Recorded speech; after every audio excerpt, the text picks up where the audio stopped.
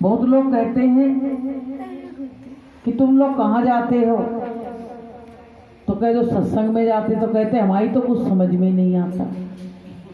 तो कितना बड़ा दुर्भाग्य है। देखिए, तुमको सत्संग का एक एक वचन अच्छा लगता है, प्राणों से प्यारा लगता है, लेकिन कुछ लोग कहते हैं हमको समझ में नहीं आता। तो प्रेमियों, ये गुरु महाराज की दया कृपा है। हम जब साधन भजन करते हैं तो हम नहीं करते हैं, हमारा मन तो बहुत बाजी है, लेकिन वो गुरु ही करवाता है अपनी दया से। तो प्रेमियों, हमारे तुम्हारे ऊपर मालिक की दया है, उसका हाथ है कि जिसके सर पे गुरु का हाथ है तो डरने की क्या बात है। जिसके ऊपर परमात्मा का हाथ रखा हो तो उसको डर काहे का।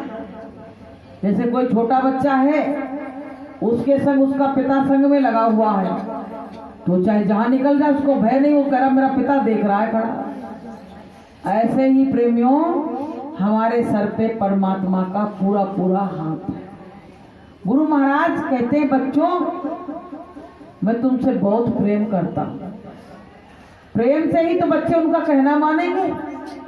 अगर गुरु महाराज डंडा लेके खड़े हो जाते, कहते चलो नामदान लो और बैठ के भजन करो, कोई करता? कोई नहीं करता। लेकिन कितनी प्यार से, कितने पुचकार के, दुलार करके हम लोगों को बुलाया पास में, और फिर वो चीज दी, और फिर धीरे धीरे कहने लगे 15 मिनट करना पहले, और फिर कहने लगे आधा घंटा करना, अब 2.5 घंटे का ऐलान हो चुका है। अब बताइए, धीरे धीरे तो बढ़ाया। शुरू में अगर तुम्हारे ऊपर, हमारे ऊपर बोझा लाद दिया गया होता तो हम इस बोझा को बर्दाश्त नहीं कर पाते। इसलिए स्वामी जी ने धीरे धीरे लोड डाला हमारे ऊपर। तो प्रेमियों, ये जीवन थोड़े दिन के लिए मिला है। थोड़े दिन के जीवन में इंसान इस दुनिया में आके जाने कितने गलत गलत काम कर जाता है, और जब उसके पाप इकट्ठा होते हैं, जब उसको दिखाए जाते हैं, तो सोच में पड़ जाता है कि मैंने तो इतना किया ही नहीं। कि पाप तो जिंदगी भर कमाते रहे, पाप तो जिंदगी भर कमाते रहे, पुण्य कुछ तो करो जिंदगी के लिए, पुण्य कुछ तो करो जिंदगी के लिए। हाथ पापों के खातिर बढ़ाए सदा, हाथ पापों की खातिर बढ़ाए सदा, कुछ पुण्य करो जिंदगी के लिए, कुछ पुण्य करो जिंदगी के लिए। सारी जिंदगी अगर गुरु महाराज न मिलते तो हम लोग भी गलत गलत काम करते रहते रोज, और कहते हम तो बड़े अच्छे। और गुरु महाराज के मिलने के बाद भी आज भी कुछ काम ऐसे गलत हो जाते हैं। अब जिनको मिले ही नहीं है उनका क्या होगा बताइए। जिसने गुरु की कक्षा में प्रवेश नहीं किया है, उसकी अज्ञानता की कोई हद समझ सकता है कि कितनी बड़ी अज्ञानता उसके अंदर है। तो प्रेमियों, हम लोग बहुत सौभाग्यशाली हैं। ये संसार क्या है, जैसे मकड़ी का जाला देखा है? मकड़ी का जाला जो होता है वो तुम एकदम से जाओ तो तुमको एकदम दिख जाता है, देखो मकड़ी जाला लगा दी। इतना बारीक होता है कि दिखता ही नहीं है। कभी कभी तो उसमें फंस जाते हैं और टूट जाता है। ऐसे ही ये संसार भी मकड़ी के जाले से कम नहीं है। ये संसार क्या है? मकड़ी का जाला है। इस जाले में हम फंसे हुए हैं, इस चक्रव्यूह में हम फंसे हुए हैं, और संत हमको इसमें निकालने की कोशिश कर रहे हैं। अब निकालने का तो काम कर रहे हैं, हमको निकाल के बाहर खड़ा किया, और जब तक संत उठे तब तक हम फिर उसमें गिर पड़े। होता है कि नहीं होता है? हमको गुरु महाराज ने सफाई की और हम फिर उसी कीचड़ में कूद पड़े। तो प्रेमियों, गुरु बार बार जगाते रहे और हम बार बार सोते रहे। गुरु आए, हमको जगाया, लेकिन हमने क्या किया? जागने का तो काम किया नहीं, हमने सोने का काम किया।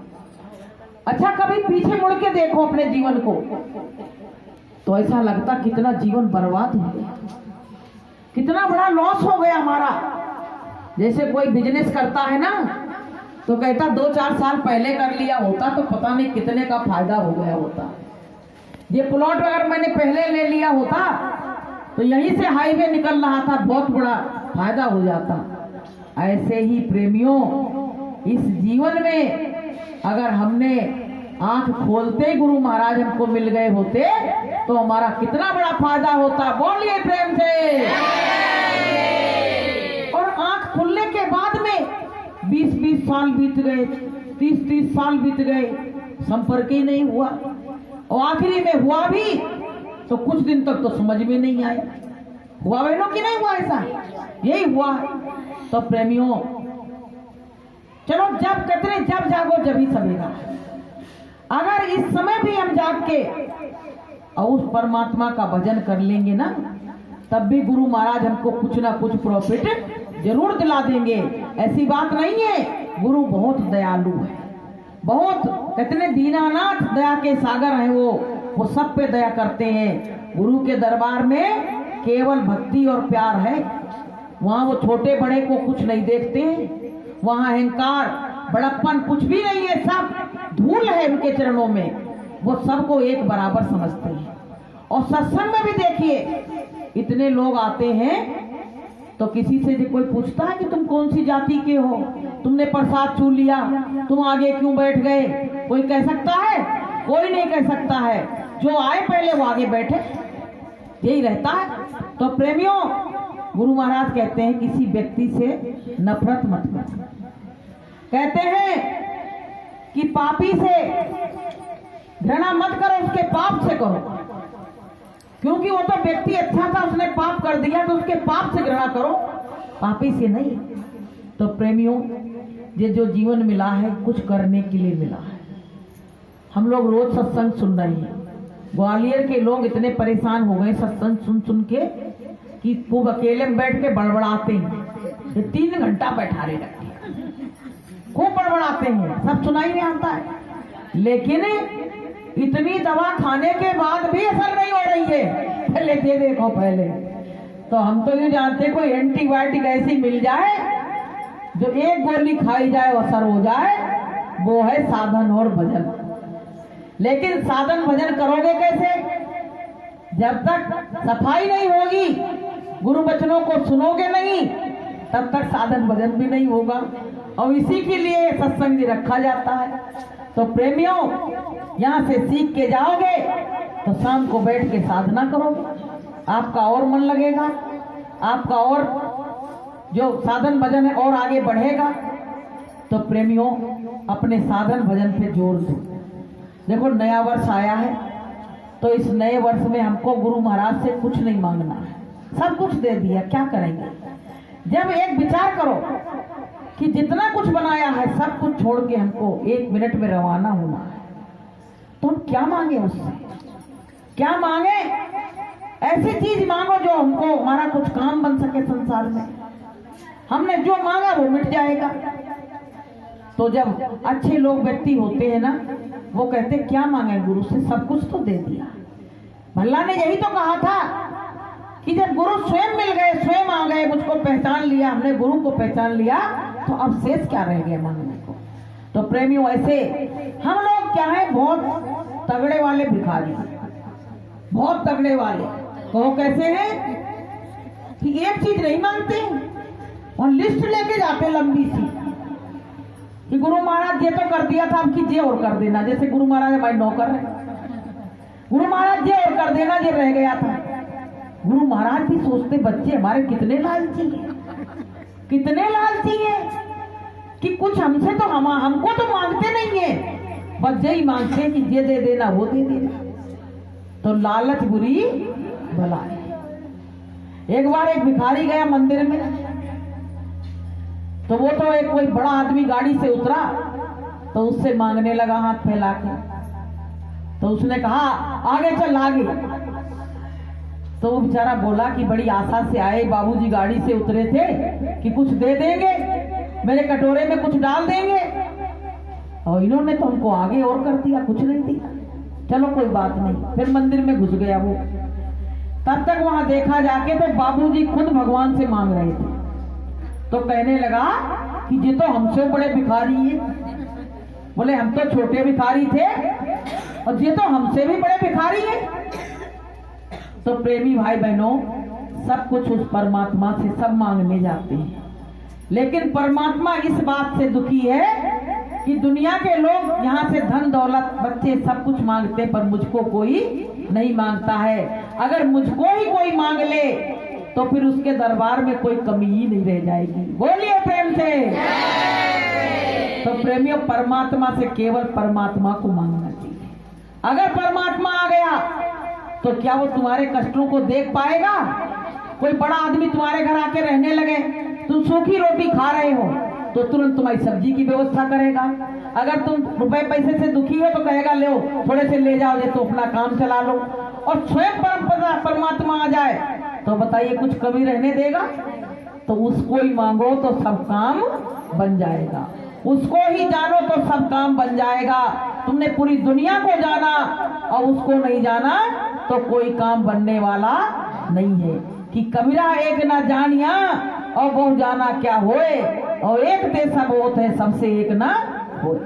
एक से ही सब कुछ बनने वाला है। तो प्रेमियों, ये जीवन जो है बहती, जैसे जल बहता रहता है ना नदी में, ऐसे जो बहता चला गया। अब थोड़ा सा बस रुक पाया है, रह पाया तो जाने वाला है। कि बहुत बीती रही थोड़ी, वो भी जाने वाली है। सब लोग यही कहते हैं अब तो जीवन बीत गया, अब क्या करना है। लेकिन इसमें भी अगर तुमने भगते भूत की लंगोटी पकड़ ली तो वो भी काम हो जाएगा। अगर आखिरी में भी परमात्मा का नाम ले लिया तो प्रेमियों, गुरु महाराज कहते बच्चों मैं उसको मनुष्य जीवन तो दिलवा ही दूंगा। बताइए, इतने बड़े दाता दयालु के साथ हम हैं। अगर सोचा जाए तो बहुत बड़ी चीज हमको मिल गई। पूरी दुनिया की दौलत एक तरफ रख दी जाए और गुरु एक तरफ आ जाए तो गुरु का ही पल्ला सबसे बड़ा होगा। 3 लोग की संपदा रख दी जाए ना, उसके आगे भी कुछ भी नहीं है। इसलिए प्रेमी भाई बहनों, जो मिला हमको अच्छा मिला। हम इस काबिल नहीं थे, लेकिन मालिक ने हमको दिया। हम क्या करें? हमारे कुछ पुण्य होंगे उस जन्म के। अब आप कहाँ के थे, हम कहाँ के थे, सोचो। लेकिन कितनी संगत से मुलाकात किसने कराई? गुरु महाराज ने कराई। कि कहाँ की ईंट कहाँ का रोड़ा, और गुरु महाराज ने कुरमा जोड़ा। पूरा कुरमा गुरु महाराज ने जोड़ दिया। बताइए, तो ये कौन ने कराया? मालिक ने कराया। अब हम तुम आपस में मिले नहीं तो मन में लगती अरे आज इतने दिन हो गए, वो नहीं आई, वो नहीं आई, वो नहीं। जब तक हम गुरु महाराज को नहीं जानते थे तब तक केवल अपने भाई बहनों को, अपने रिश्तों को ही तो जानते थे। लेकिन अब तो इतना बड़ा रिश्ता बना दिया गुरु महाराज ने। और गुरु महाराज ने क्या कहा कि बच्चों तुम यहाँ मिले हो और जब ऊपर पहुंचोगे तो यही सब हुए वहां भी मिलेंगी। बोलिए प्रेम से। तो भैया कहा गया कि गुरु जिस पे दयालु हो जाता है उसको कुछ भी दे सकता। कहते मांग लो। पहले राजा महाराजा रहते थे ना, तो जब खुश हो जाते थे कहते मांग लो क्या मांगना है। ऐसे प्रेमियों, गुरु को रिझा लो और गुरु यही कह देगा मांग लो क्या मांगना है, तो बस यही कह देना मालिक तुम मिल जाओ, हमको किसी चीज की जरूरत नहीं। कि तेरे दरबार में सतगुरु नहीं कोई कमी देखी, तेरे दरबार में सतगुरु नहीं कोई कमी देखी। कभी देते नहीं देखा मगर झोली भरी देखी। कभी देते नहीं देखा मगर झोली भरी देखी। कभी देते नहीं देखा। सुदामा जब गए तो क्या भगवान ने सुदामा को कुछ दिया था? एक धोती दी थी पहनने के लिए कि लोग ये ना कहें इनका दोस्त फटा हुआ आया है कपड़े पहने, तो जब चलने लगे तो वो भी उतरवा ली, बताइए। लेकिन जब गए वहां पे तो उनको क्या नहीं मिला, सब कुछ मिल गया। ऐसे जब भगवान राम जा रहे थे नदी पार करके, सरयू नदी थी, जब वो मल्ला बैठा था पार करने के लिए, तो उसने बड़ी चतुराई से भगवान से पेश आया। कैसे आया? क्योंकि भगवान जब उसको नदी पार की उतरवाई देने लगे, जब सीता जी से कहा कुछ उतरवाई दे दो, कुछ था नहीं, तो उन्होंने अपनी अंगूठी उतार के उनको देने लगी, तो उसने नहीं ली। कहने लगा कि ये कर्जा हम तुम्हारे ऊपर चढ़ाए रखेंगे। बोले क्यों? बोले हम तो तुमको नदी से पार उतार रहे हैं और तुमको हमको भवसागर से पार उतारना पड़ेगा। बोलिए प्रेम से।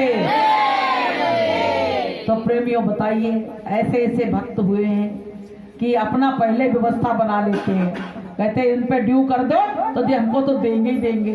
तो भगवान राम ने कहा तू तो बहुत चतुर निकला, और इससे चतुर तो हम तो सोच रहे थे हम ही चतुर हैं, तू तो हमसे ज्यादा चतुर निकला। तो प्रेमियों, भगवान ही हमको, गुरु सबल है, और गुरु ही हमको भवसागर से पार उतार सकता है, किसी में जो सामर्थ्य नहीं है। अभी हम नदी में डूबने लगे तो हम किनारा पकड़ने की कोशिश करेंगे, लेकिन हमको जब तैरना नहीं आता है तो हम किनारे तक पहुंच भी तो नहीं पाएंगे। जब हमको तैरना आएगा तभी हम किनारे तक पहुंच सकते हैं। और ये संसार, ये भवसागर तो इतना गहना पार है कि इसमें जीव अपनी सामर्थ्य से कभी पार नहीं हो सकता है। पार होगा तो केवल गुरु की कृपा से ही पार हो, वरना पार नहीं हो सकता है। कहा गया कि नाम जिसने लिया पार वो हो गए, नाम जिसने लिया पार वो हो गए, बाकी भव में पड़े के पड़े रह गए, बाकी भव में पड़े के पड़े रह गए। जिसने परमात्मा का नाम लिया वो पार होते चले गए।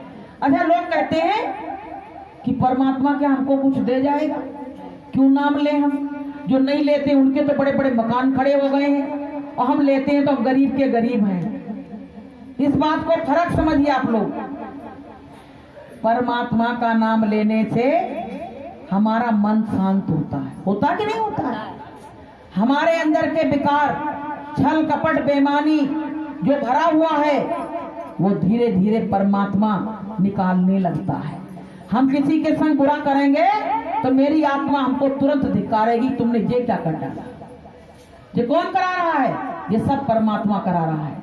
उसकी शरण में हम गए तो हमारे अंदर के जो बुराइयां थी वो परमात्मा निकाल रहा है, और अच्छाइयों को उसके अंदर प्रवेश कर रहा है। ये परमात्मा के यहाँ जाने का फल हमको मिला है। तो बताइए, एक बुरी बात है कि अच्छी बात है? अच्छी बात है।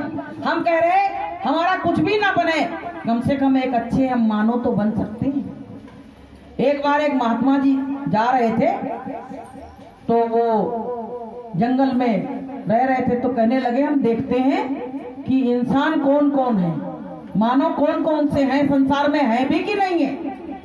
तो उन्होंने दिन में ही लालटेन जला ली, और लालटेन जला जला के हर इंसान के सामने ऐसे कर करके देख रहे। तो लोग कह रहे कौन को ढूंढ रहे हो? बोले इंसान ढूंढ रहे हैं। अरे बोले जी महात्मा जी सटक गए महात्मा जी, इंसान दिख रहे हैं और लालटेन जलाए दिन में और कह रहे हैं हम तो इंसान ढूंढ रहे हैं। और ये सब बैठे कौन है? का प्रेत बैठे हैं। महात्मा जी बोले, लोग बोले महात्मा जी कोई इंसान मिला क्या? बोले कोई इंसान ही नहीं मिला, कोई इंसान नहीं मिला। तो महात्मा जी ने क्या किया कि वो जगह छोड़ के अब एक जंगल में चले गए, कुत्ता को साथ ले गए। तो लोगों ने कहा इतने इंसान छोड़ के और महात्मा जी कुत्ता के संग रहने गए हैं। बोले कि कुत्ता के संग इसलिए रह रहे हैं कि कुत्ता से कोई ये नहीं कहता है अरे कुत्ता तू कुत्ता बन जा, और इंसान से तो ये कहा गया है कि ये इंसान तूने एक इंसानियत धारण कर ले, नहीं इंसान बन जा। बोले मनुष्य से अच्छे तो ये कुत्ता है, जिनको कुत्ता बनाया गया तो कुत्ते का पालन कर रहे हैं, अपने धर्म का पालन कर रहे हैं। शेर को शेर बनाया गया तो अपने धर्म का पालन कर रहा है, लेकिन इंसान को इंसान बनाया गया तो इंसान इंसानियत का पालन नहीं कर रहा है। उसमें इंसानियत, मानवता सब कुछ चली गई है, उसके पास कुछ बचा नहीं है, तो वो इंसान कहने के योग्य नहीं रहा है प्रेमियों के नहीं है। एक बार एक व्यक्ति भूखा प्यासा, प्यास के मारे पागल एक के महल में आके खड़ा हो गया राजा के, कहने लगा महात्मा जी, राजा जी हमको पानी पिला। कहने लगा कोई नौकर आए तब पिला देगा, हम तुमको पानी पिलाने वाले दिख रहे हैं। अब वो प्यास के मारे पागल, बढ़िया सुराही रखी ठंडा पानी, उसको देख देख के लालच आए, हाथ लगा दे तो मारा जाए, तो बाहर खड़ा बेचारा मांग रहा। कहने लगे रुक जाओ, कोई आदमी आ जाए तब पिलवा देंगे। तो उसने पता धीरे से क्या कहा, बोले राजा साहब थोड़ी देर के लिए तुम ही आदमी बन जाओ, तुम ही थोड़ी देर के लिए आदमी बन जाओ, आदमी आएगा तब तक हम मर जाएंगे, तुम बैठे हो खुद तुम आदमी नहीं हो क्या? मतलब इतना घमंड भरा कि हम क्या कोई पानी पिलाने वाले हैं? तो इसका मतलब तुम्हारे अंदर इंसानियत ही नहीं है, तुम आदमी ही नहीं हो तो तुम कैसे पिलाओगे? तो प्रेमी भाई बहनों, ये छोटी छोटी कहानियां हमको बहुत शिक्षा देती हैं, क्योंकि जो काम हम नहीं कर रहे हो वो काम हम ये कहानियों को सुन के करने लगेंगे। कि कोई प्यासा आया तो पानी पिला दिया, कोई भूखा आया तो भोजन करा दिया। गुरु महाराज कहते हैं ये सबसे बड़ा काम है। इंसान बनके अगर तुमने ये नहीं किया कि कबीरा कहे कमाल से दो बातें ले सीख, और कर साहब की बंदगी और भूखे को दे भीख। भूखे को भीख देना और साहब की परमात्मा की बंदगी करना, इंसान दो काम केवल सीख ले तो उसका काम बन जाएगा। तो प्रेमियों, जो जीवन की गाड़ी चली जा रही है और उतरने की मंजिल करीब आ रही है। यहाँ तो बहुत पास में ही मंजिल है, यहाँ तो मरघट बहुत पास में है, दूर नहीं है, 2 कदम चलने की जरूरत है, बस वो मंजिल बिल्कुल पास खड़ी है। अब प्रेमियों, हम इंतजार करते रहते हैं, कहते जे काम से निवृत्त हो जाएं तब हम ये काम करेंगे, ये काम से निवृत्त हो जाएं तब हम ये काम करेंगे, लेकिन उसी के बीच में कुछ और भी काम तो होना है। वो कौन सा काम है? वो हमारी मृत्यु। दुनिया का सबसे सच है कुछ तो मृत्यु है। मृत्यु सच्चाई है और उसको लोग सुनना पसंद नहीं करते हैं। एक बार हमने तानसेन मकबरा में ये कह दिया कि अब जीवन बिल्कुल जाने वाला है, अब क्या, अब तो दिन नजदीक आ रहे हैं। तो एक माताजी इतनी नाराज हुई कि हमें माफी मांगनी पड़ी उनसे। हमने भैया माफ कर देना, हम तुम्हारी नहीं कह रहे, हम अपनी कह रहे। तब जाके शांत हुए। मतलब मौत से इतना बड़ा डर खौफ मौत से है। और गुरु महाराज कहते हैं अगर तुमने मौत को पीछे कर दिया तो तुमने सत्संग सुना ही नहीं। कहा गया कि मौत से डरते रहो दिन रात, मौत से डरते रहो दिन रात, एक दिन भारी भीड़ पड़ेगी, एक दिन भारी भीड़ पड़ेगी, जम कूदेंगे धरे धरे ला, हम कूदेंगे धरे धरे ला, मौत से डरते रहो दिन रात, मौत से डरते रहो दिन रात। मौत का जिसको डर होगा वही सत्संग सुनेगा, क्योंकि हमारी मौत अच्छी तरह से आए और हम मर के फिर दुनिया में नहीं आए, हम अपने परमात्मा के वहां चले जाएं। अगर ये चीज जो कोई याद रखेगा, गुरु महाराज कहते थे बच्चों जब रात में सो तो मौत को सिरहाने समझो और सवेरे जब उठो तो मौत को सामने समझो। 24 घंटे निहार रही है, 24 घंटे देख रही है, लेकिन जिस दिन आती है, जिस दिन वहां से ऐलान हो जाता कि जाओ इसको पकड़ के लाओ, तो उसी दिन वो पकड़ के लेके चला जाता है। घूमते वो रोज नहीं है भाई। मौत क्या समय, ये काल कौन है? समय है ये। वही समय ऐसा आ जाता है कि उस समय में हमको यहाँ से जाना पड़ता है। कि समय बड़ा बलवान रे बंदे, समय बड़ा बलवान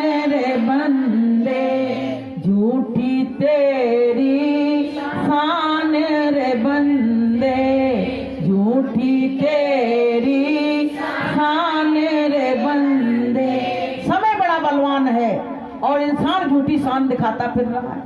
तो प्रेमियों, आज काल के बीच में मरगट होगा बास और ऊपर ऊपर हल चले और ढोर चलेंगे घास। जाने कितने लोग चले गए, हमारे घर के ही चले गए, उनपे बड़े बड़े पौधे जम गए, वृक्ष बन गए और हमको वो याद भी नहीं है। अभी नाम पूछे जाएं तो आप अपने बाबा का नाम बता पाओगे और उससे आगे जा ही नहीं पाओगे, उससे आगे जा ही नहीं पाओगे। जब उनके नाम और निशान मिट गए तो हमारे तुम्हारे निशान क्या रह जाएंगे, ये बताओ। हम सोचते रहे भैया नाम रोशन करके जाएंगे। जिनके पुत्र नहीं है वो पुत्र के लिए परेशान है। कहते एक अगर पुत्र नहीं हुआ तो पिंडदान कौन करेगा, और उसके बिना मुक्ति होगी नहीं। अच्छा एक बात बताओ, मीरा का पिंडदान कौन ने किया? उनके तो कोई नहीं था, शादी हुई थी, बच्चे बच्चे तो कुछ हुए नहीं थे, पति उनका पहले ही मर गया था। तो बताइए, और जो मुक्ति मीरा की हुई वो किसी की होगी नहीं। तो प्रेमियों, इससे कुछ भी नहीं होता है। कहा गया कि भजन करते बिटिया भली और बिना भजन कपूत